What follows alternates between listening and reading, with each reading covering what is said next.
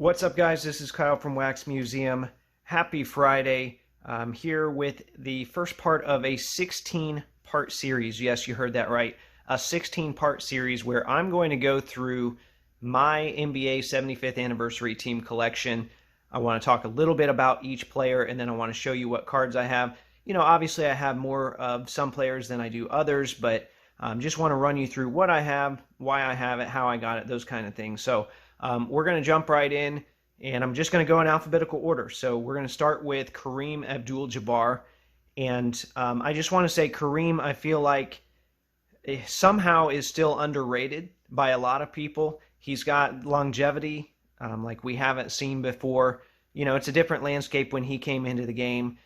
You couldn't play freshman basketball at UCLA, at least not on the varsity team. So he won 3 titles there once he was eligible to play. He played 20 seasons in the NBA until he was 41, and his numbers didn't even really trail off drastically until his final seasons. He won 6 titles, 2 finals MVPs, and with different teams, I might add, 6 regular season MVPs. He was a 19-time All-Star. He had the skyhook, all that stuff. You know, I don't put a lot of stock in ESPN lists, but they did their top 76 recently, and they put him 3rd behind Jordan and LeBron. And you know what? I think that's spot on. I think that's accurate. So let's take a look at the Kareem cards that I have here. I'm going to start with this SGC1 rookie. And a lot of people will see this. And yeah, it is. You can see it's creased on the front, and they'll say, well, that actually looks pretty good for a 1. The back is roughed up. This was one of the first cards that I ever graded. So I had been shopping for a Kareem for a long time, was waiting, was putting it off. And then the pandemic hit and things kind of went nuts. And I found this one in an old listing on a site called OfferUp. It was raw. I bought it, I think, for $75 shipped raw.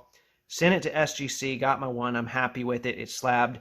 I like the way that this SGC slab looks, so this one's not leaving the PC. This is my Kareem rookie. Some other nice Kareem cards that I've got. Of course, you guys know I finished the 72 top set signed, so I have the base card here, which the guy I got it from was actually Joel, and he was nice enough to give it up. Even though, you know, it was part of his PC, he knew I was doing the set, so he made that sacrifice, and I can't thank him enough. He's on sportscollectors.net, and then I paid to have this one signed, which I think at the time was like $75. So that wasn't cheap then. He's even more expensive now, but definitely needed to get those done. Some more Kareem stuff here. Let's move on to the relics. I've got this flawless patch. You guys know I love my flawless patches. So this is part of the nameplate. I'm guessing it's from one of their warm-ups. I don't know. It does look like jersey material, so I'm not quite sure. But I know they bought a lot of warm-ups for these guys. So either way, though, this is an awesome patch. As a bonus, it's number 1 out of 25. So I like that. And then these relics here are pretty special. I was going to do a video on them. I haven't even shown them off yet. But these are from a Kareem All-Star game jersey of some type, or shorts. Here it says game-worn jersey card. I think some other sets have said shorts, so I don't know if it's actually jersey or shorts. Maybe Topps had both, but I've gone through his career All-Star game jerseys, and I've narrowed it down a bit to, you know, which year I think it's from, and maybe I'll show that video at some point. But so there's several versions. I think there's also a version with Shaq, and then there's a single version here that doesn't have as nice of a patch, so I might upgrade that someday. But those are really cool. Those are Bowman's Best, and they've got like a refractive surface on them. So that is my Kareem Abdul-Jabbar stuff. So let's go ahead and let's move on to Ray Allen. And you'll see I'm kind of embarrassed about my Ray Allen cards, but let me talk a little bit about him first. I should preface this by saying, for whatever reason, I've never been a big Ray Allen fan. I think it comes down to the fact that he passed Reggie Miller. And then, you know, I felt like at the time that he latched onto a couple of contending teams over his last 7 seasons. Should I blame him for that? No, you know, I'm being irrational. But I think we all have players that we just don't like or that we downgrade for stupid reasons. So trying to look at things objectively, he's a 10-time All-Star. He's a 2-time champ. I said he latched on, but he really played a significant role in those titles, including, of course, the shot in Game 6 of the NBA Finals with the Heat. So unfortunately, though, I've had Ray Allen autos, got rid of them. I think I've had a Ray Allen patch, got rid of it at some point, and so this is really all I have for you right now. I mean, I have some low-end stuff.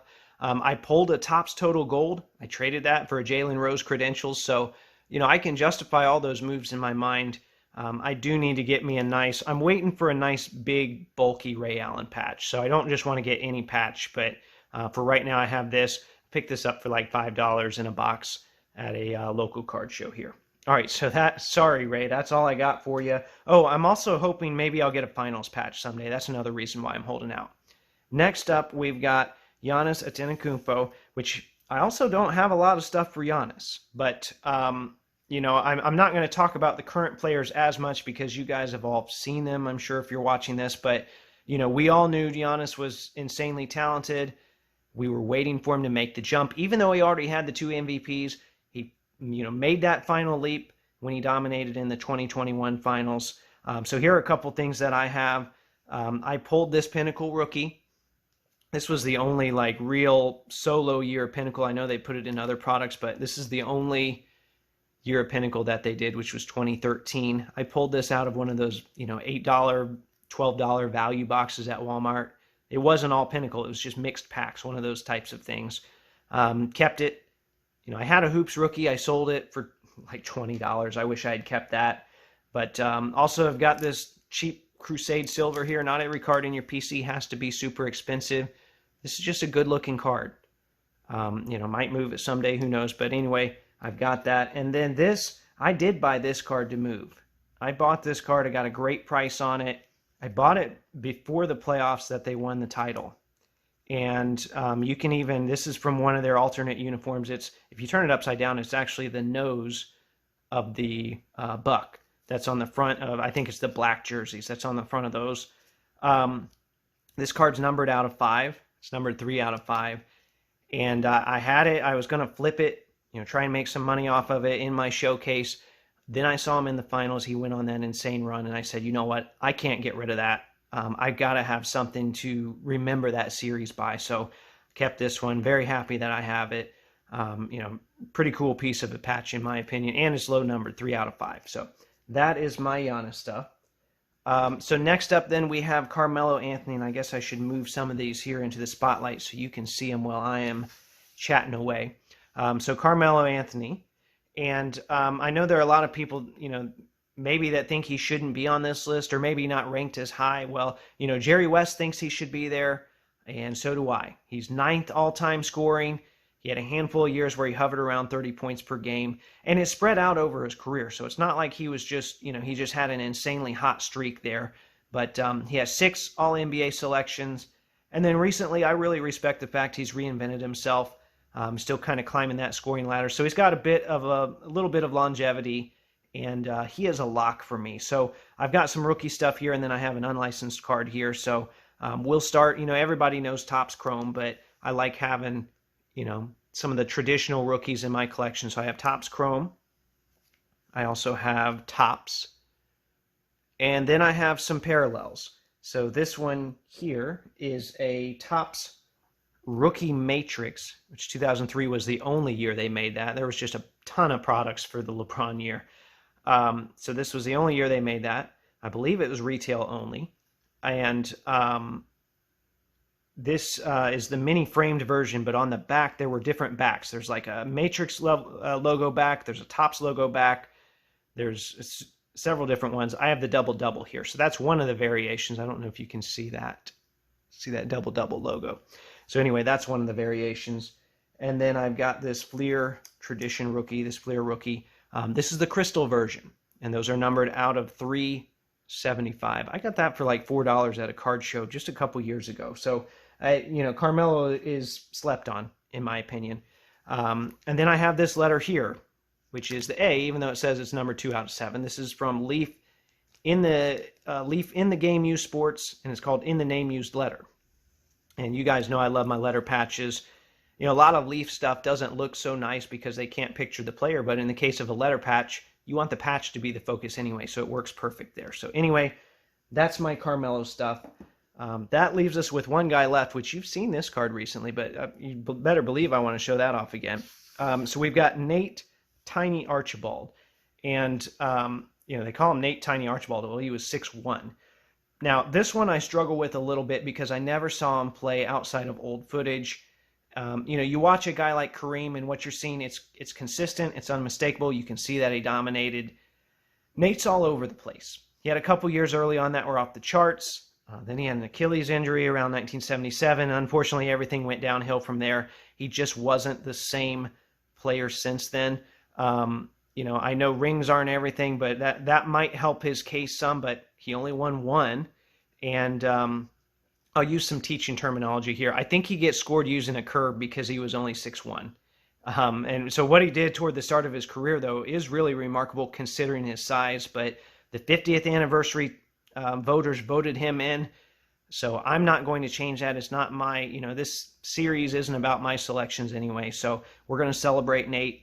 Here are some things that I have. I have, none of these came pack-pulled signed, by the way. I sent all of them to him. This is a 71 Topps rookie. He probably still is, I don't know, but he used to be an amazing signer through the mail, just really generous signer through the mail. I think he's lightened up over the years because he got so many requests, but 71 Topps, and then these are all different 72. I was lucky he was so good that year, he was on all the leaders cards, so even though I didn't get some of these more expensive guys, or in this case, a dead guy, I have Nate. Hopefully I'll upgrade someday. I'll find a copy with all three signed, but these are from 72. And then, of course, we've got the Topps Legendary Laundry Tag. That's a good way to close out this video. This is an insane set. I've already done a video on it. I'm not going to talk much about it, but this was an eBay buy. I'm very happy to have it. And, it's something special for my 75th anniversary team collection. So there you have it. That's part one. Like I said, my intentions are to put a new part out every Friday. Might not make it every week because that's 16 weeks in a row, but I'll see what I can do here. I hope you enjoyed it. If you did, don't forget to like, comment, and share. Thanks for watching.